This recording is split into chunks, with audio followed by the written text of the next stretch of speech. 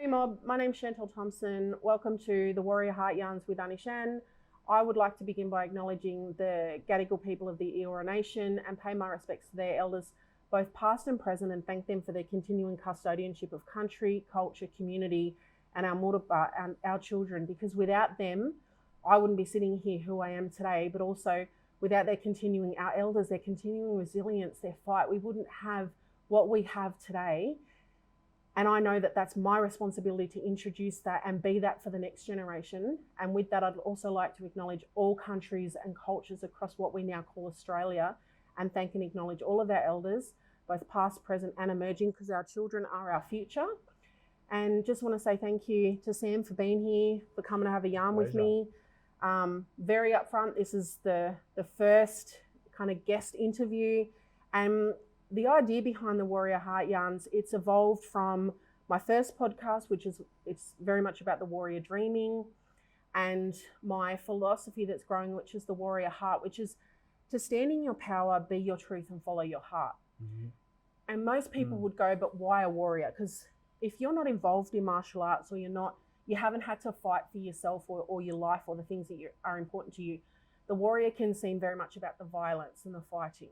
Mm-hmm. But to me, being a warrior is that old school martial arts, like wisdom of knowing when to fight, that humility, that discipline, that respect, that fighting for principles and showing up and protocols. But we live in a world that was not designed to see people like me and you thrive. And if anything, it was designed to see us play small, or to morph into something that was conditioned over here to become a part of an homogenous culture, to just assimilate. So the fact that it takes courage to come from your heart, but it takes a warrior spirit to be able to live that truth into the world. And the reason I go with heart is because when it bypasses ego and it bypasses our trauma, the heart only speaks the truth. But it takes warrior heart, spirit, and courage to be able to live that, or figure out how to walk with that in the world. So with laying that, and I think the reason Warrior Heart Yarns with Annie Shan is because in our culture, you got them aunties that you go to, and you got the aunties that you go to for that little bit of love and nurturing when your life's beating you up a bit, and they just become like that kangaroo skin cloak that just wraps around you and nurtures you. But then when you're ready, they also give you that life advice that you need. Or in the case of some of my aunties, they give you that smack up the back of the head and go, oi, listen here. Because as one of the aunties says, you got 2 ears and 1 mouth for a reason, because you should listen more than you speak. Totally. And that's what it is. It's like sometimes you just need that truth telling, that tough love to call you out of the funk, call you out on your own bullshit and go, right, what can I do to be a part of that?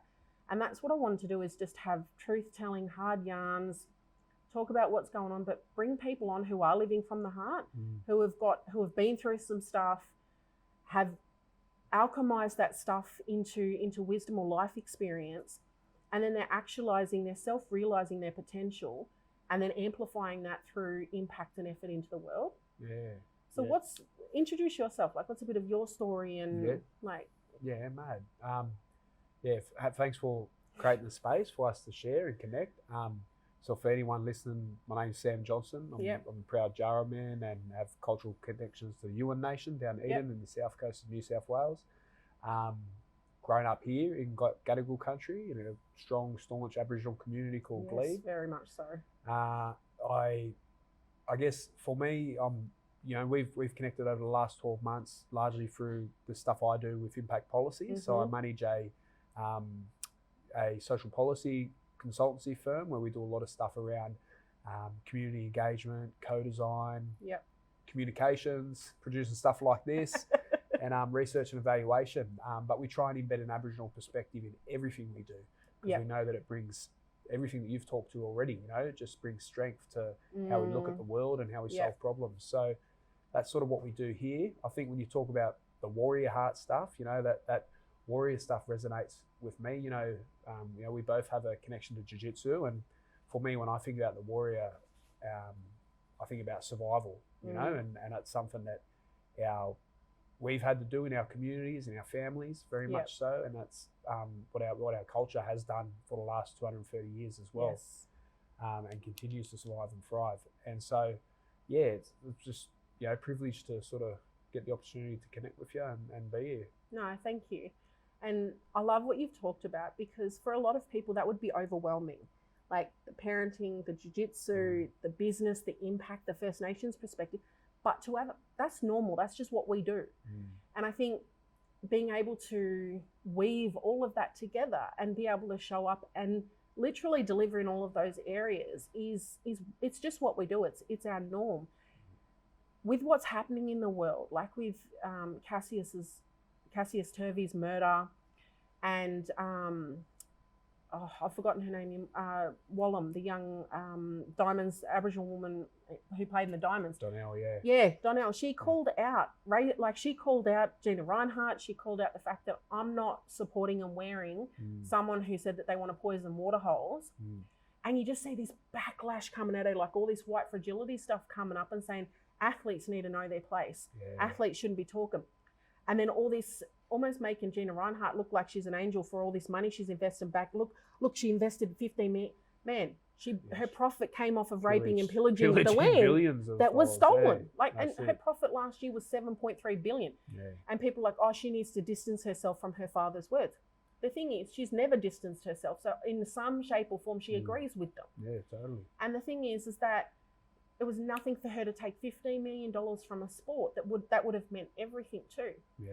But then Donnell went on to have the performance of, she won her last goal in seconds against England in her first performance, won the whole thing, the whole comp for that match for Australia.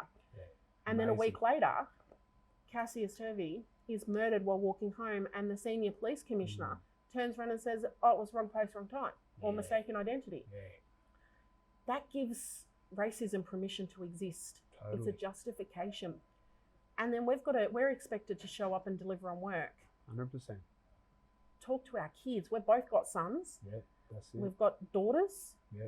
How do I go and talk to my kid and say, hey, son, you've got to be a bit more vigilant because this could happen here? Totally. So with what can you tell us a little bit about your backstory? Like, how did you become Sam? Yeah. Look, it's even, before I talk to that, just off the back of that Cassius stuff, I think that's one of the things as well for a lot of Aboriginal businesses that are connected to community and families, is we have an active role to show up in times like that. I didn't post publicly about any of that sort of stuff, but on the day of the vigils in Sydney, I shut down impact policy for the day, and I was at one of the food security services in Marrickville, that's mob run, and spent the day there packing and preparing stuff in preparation for the vigil.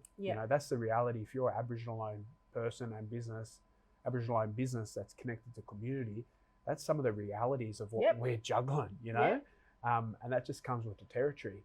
If you're solid, and that's how the reality looked. And navigating them conversations with my son, some of the hardest things. The world experiences me very differently because of the privilege I walk with outside of my community. Yeah. And I'm very conscious of that. And the world reads him very differently, and trying to navigate those conversations with him were some of the hardest I've ever tried to think of. And your fella's only little too, so you got to try and, but we shouldn't have to have these conversations with our kids. Yeah, totally. But like you said, that's the reality. We have this obligation to show up to the community and be of service. But business is one of our chosen pathways towards self-determination and sovereignty. Yeah. And almost 80% of Aboriginal businesses are started because people have a social impact or change that they want to see. Yeah. We were able to put our money where our mouth is, our time where our mouth is. And because of what has happened to Cassius and the legacy that's going to leave and the ripple effect as a parent, as a change maker, as an activist in this country, and the conversations that it sparked, that's what what was happening in our time when we were young as well. And the things that the fact that this is, I'm almost 40, and this has happened in 2022. This isn't a 1960s, 1940s thing. Totally. And you've got all the young fella that was run over by the thing in WA, and I apologise, I can't remember his name, but that's the thing. And off of the back of that, in that same couple of weeks, was the Four Corners report on the murdered and missing Indigenous women. Yeah. And the fact that there's over 300 women in the last 30 years that have either been murdered or missing in suspicious circumstances, and we haven't heard anything about it. We didn't hear about Cassius until he'd passed. Totally. We didn't even hear about what had happened to him until he passed. Totally. And that's why these types of yarns matter, is because his name needs to be spoken. Totally. We need to be having these yarns about it, because they're not going to go away. That's it. Yeah. And there's and we know that there's a bias in media reporting Yes. and misrepresentation of those cases. You know, we published some stuff in Missing Persons Week around some research that we came across with a young person who'd done a deep dive into that sort of stuff, and just that complete lack of representation of the validity Yep. of our people's lives when it comes to, you know, when we're missing or our lives are being taken. Yep. And, you know, all the research accounts for controlling for all these factors, that the only other condition could be that one of those cases is Aboriginal and the other is non-Aboriginal. Yep. You know, and it's just like the facts are there. You know, that's what they had a Senate inquiry last week into it. You know, into this issue in itself. So that's what we're navigating. Our communities are navigating on a day-to-day basis, but it's also something that we got to show up with as professionals too. Yep. And hold space for our clients that we serve. Yep. But also our communities that we're accountable to. Because you're trying to go both ways. You're trying to, Totally. as a business, you're trying to build something that's profitable and purposeful at the same time, so you can fund the change that you want to see in the world, but also be the change. Yeah. We're in community and responsible to community and our families. And then you're also responsible to your client base and everything. And it's not, you got to weave and navigate that and translate into different languages and roles. Definitely. Sometimes back to back in different roles.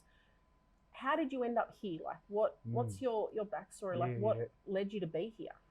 Yeah, look, you know, I grew up in Glebe, like I said, very staunch, strong community. But, you know, a community with, you know, a lot of social disadvantage, a lot of trauma, not too dissimilar from communities I'm sure you've grown up with or connected to at different stages of your life. Both my parents had experienced the most complex of childhood trauma. And as a result, you know, my mum had a diagnosed mental health condition. She was diagnosed with schizophrenia. And they both dealt with addiction.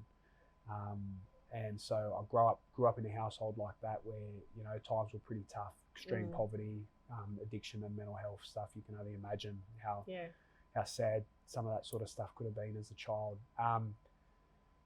You know, when I got into high school, I was going down a really sort of rough track pretty quickly. I got expelled in the first 4 weeks of high school in Balmain High, which is about 5 minutes from where we are right now. And I found myself at Glebe High, same sort of story, continually getting suspended. My father got arrested for assaulting the deputy principal at the high school whilst I was suspended.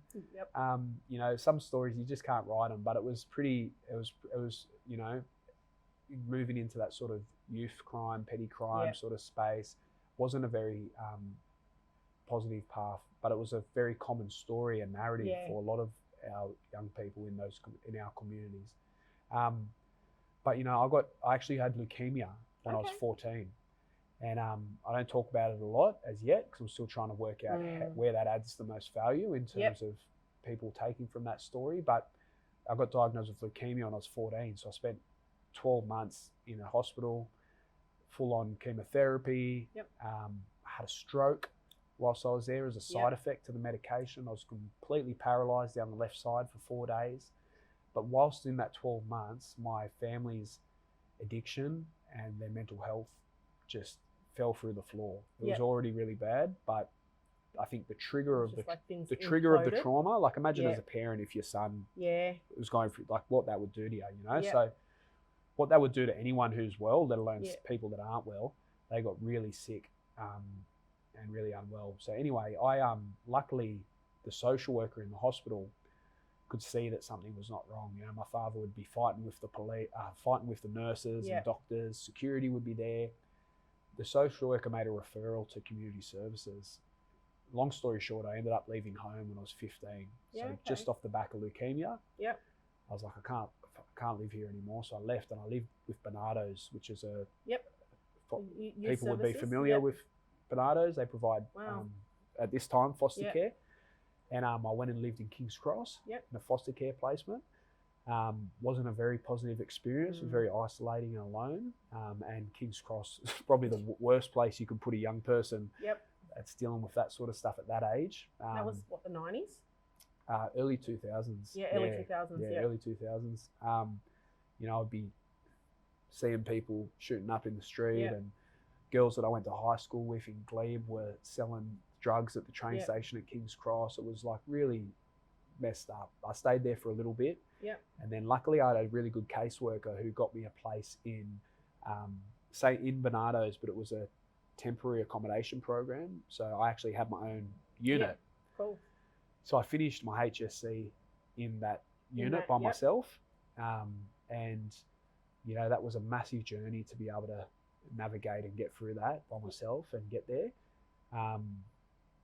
The journey I went on in that final sort of 6 months of my school sort of career was really like, you know, I always mucked around in school, but having cancer made me at least still want to stay at school. I think coming off the back, cancer was a very big thing for me in terms of thinking about, like, at such a young age, like, what is my purpose? Yeah. What's all this about? Yeah.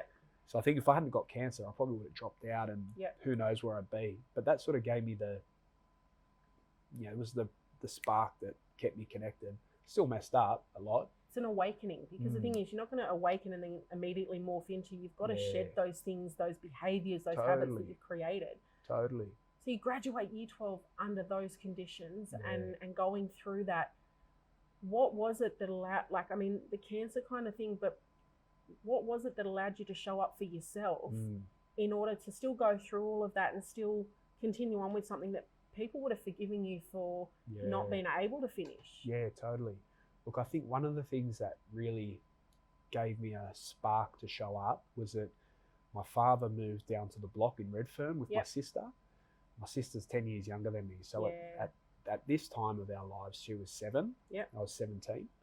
And my sister was removed by DCJ, Docs, Facts, whatever you want to call them in New South Wales, but Family Services came and took my sister away, banged down the door on a Friday night and took her away, and she never came home. You know, that was her story. And so for me, that sort of happened. She was 7, so I was 17, so I was in year 10. And so in year 11 and 12 was this whole sort of period of my sister being taken into the system. And so when I got to the stage where I sat alone in my room in the house, and I'd failed everything I'd done my trial HSC and I failed every exam. Yep. And I went back home and I sat in my room, and I remember it was clear as day. I just was like, if I ever want anything different in my life for myself and for my sister, I know I might not have the answer, but I know that education is going to be one of the most powerful tools to try and get out of this world that I've been given. Yep. And I swear to you, Shan, no lie, the next day I got up and I went to Sydney Uni, to the library. I'd never walked into a uni in my life. Walked into the library. If you've ever been to a uni library as a kid, like, the quietness is very unnerving. Yes. And but for me, it was really I think as a trauma thing, it was really calming. Yep. And I went to the library every day after school since I failed those exams. And then I became like a man. I retaught myself, learned all the subjects. Then STUVAC came. It was an 6-week block before the final HSC. I went to Fisher Library in Sydney from 9 a.m. to 9 p.m. Put yourself in a fight camp. I put myself in a fucking fight camp. Yep. And I went into the exams. I scored the highest in the year for the HSC for legal studies. Off. The lowest mark I got was like 76 for business studies. Yep. And I went from someone who would, like, you know, maybe 8 weeks, 12 weeks before that was failing to graduating with an ATAR of 78, which meant I could get into uni. Yep. So it was a crazy, but that warrior heart stuff came with that kinship connection. Because it became more than you. Yeah, it became about that connection to your sister going, I don't want this to be our story. You didn't have the answer. You certainly didn't have the blueprint. 100%. Do you feel like you were guided to step into that library that day? Do you feel like the ancestors or something was there saying, this is where you need to be? I don't know what it was, but something sat with me and told me that if anything is going to happen, it has to happen now. And it's on you. And there was nothing else. And it was just like, I don't know how I found I'd never been to Fisher Library at Sydney University before. And I just found myself there that day, and that was it. So I've been learning a bit about Māori culture and mana and wayfinding and like navigating by the stars and stuff like that. And I've just done a program called IndigiX, which is a It's an Indigenous exchange program for change makers and professionals, New Zealand, Australia, and Canada. And I got to sit with Indigenous change makers and thought leaders and stuff like that. And very fortunate to sit with some Māori brothers and sisters.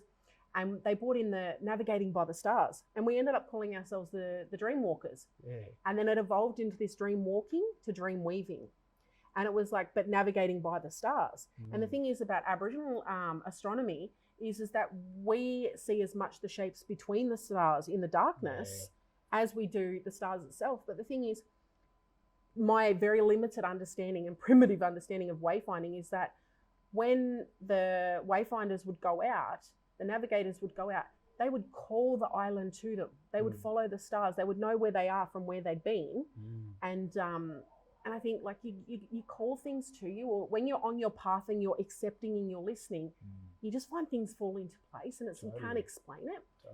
So you've gone through all that. You've been able to achieve against all the odds, and you had a bigger purpose that was bigger than you. You were supported with the resources you needed.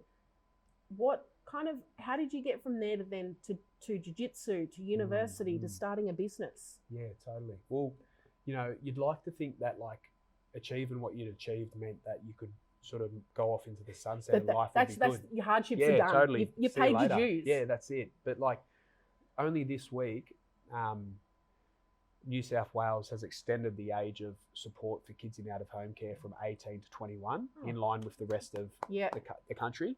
So when I turned 18, I was out. Yep. See you later. There was nowhere to go. So they stretched the rules at Bernardo's because I'd repeated because I was sick. Yep. I was 19 when I graduated. Yep. So they stretched it till I finished my HSC, but after that I was gone. So I was homeless again. So right after year 12. So you've just achieved something like phenomenal against all the odds, and then it's like, fuck off now, like we're done, like now it's on you. There was no support to transition into. What does life beyond school look like? What does it mean to support myself? Like no transition period. There was support around trying to support an exit strategy and a plan, but it just all fell apart. Okay. And there was no services or support that had any beds. And I just found myself homeless again, couch surfed. And I had this real stubbornness because I'd gone through what I'd gone through to finish year 12.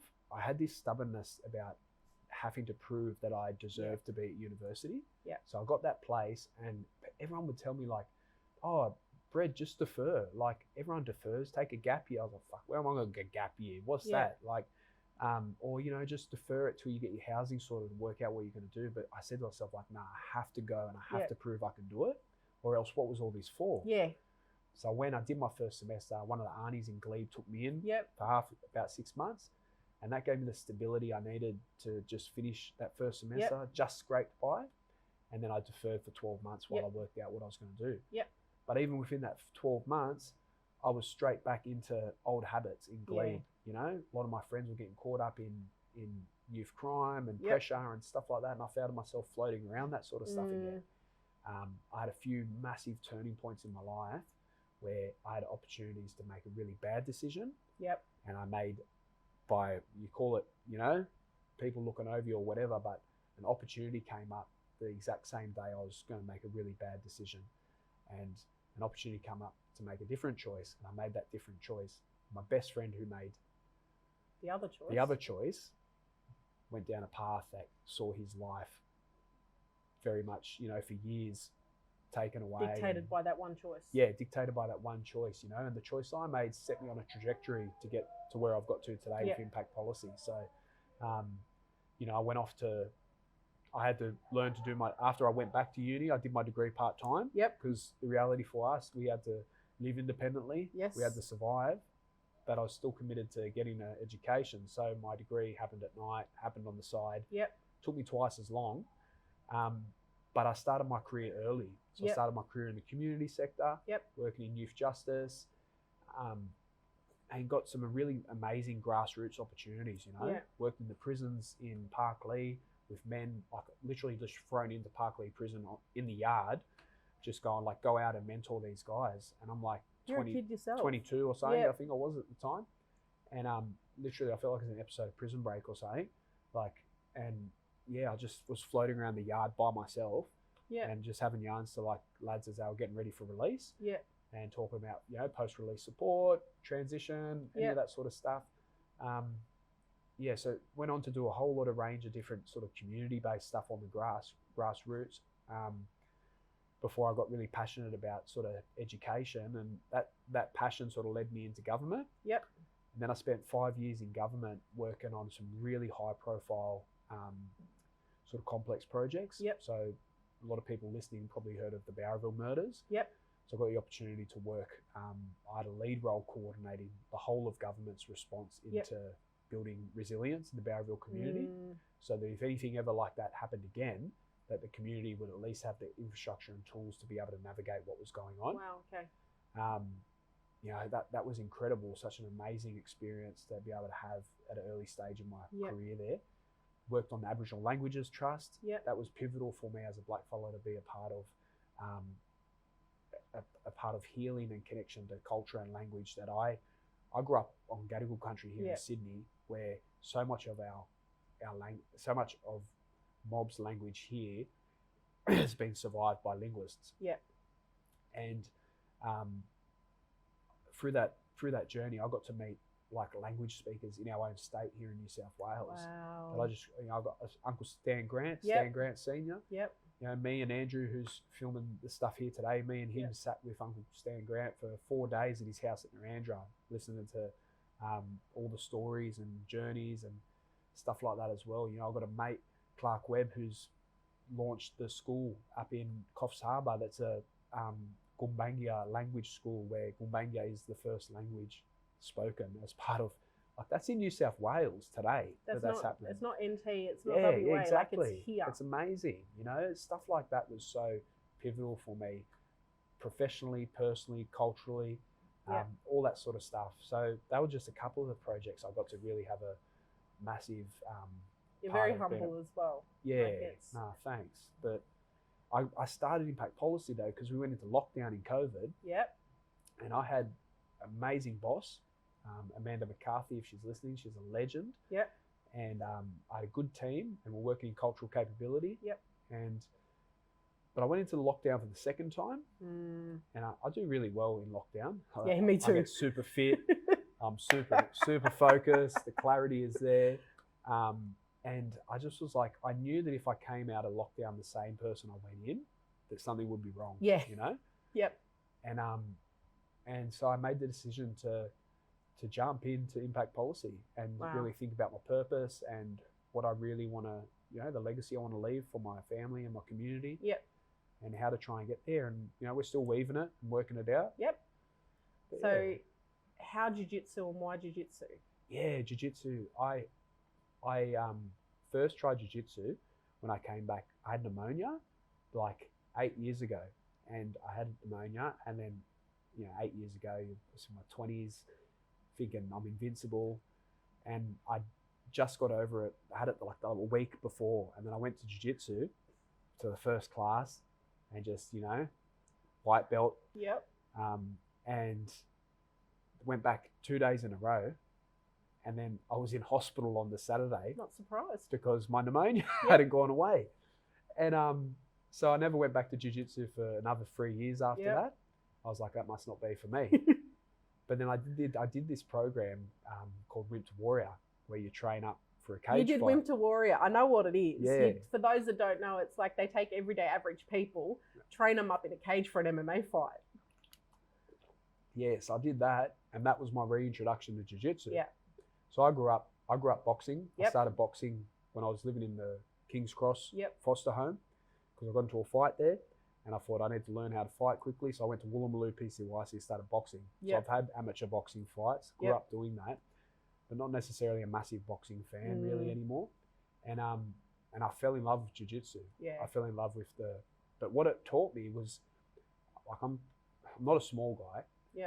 And I would do these classes, and I would have like a 60-kilo guy throwing me around, and I'm just this big. It's humbling. Yeah, very, very humbling. And it made me really like, it sparked my, you know, like, call it like academic or whatever, but like my thinking. It sparked my thinking and problem solving. I think sparked my problem solving in terms of the actual sport, but also personally, how you approach it. I brought up heaps of stuff in terms of my own trauma. Yep. I experienced bullying in primary school. Yep. And I was a huge kid. And in high school, I never had any issues with that sort of stuff. But it was funny, it did trigger some of that sort of stuff about feeling like you have control over your autonomy and your agency. So it brought up all that, and overcoming that was massive. And then I sort of really started to see the impact of it off the mats. Yep. So I grew up thinking, you know, streets of Sydney, boxing, rough and tough. That's, you know, people that wear gis and karate belts are nerds. That karate stuff wouldn't work on the street. Steven Seagal. Yeah, exactly, right.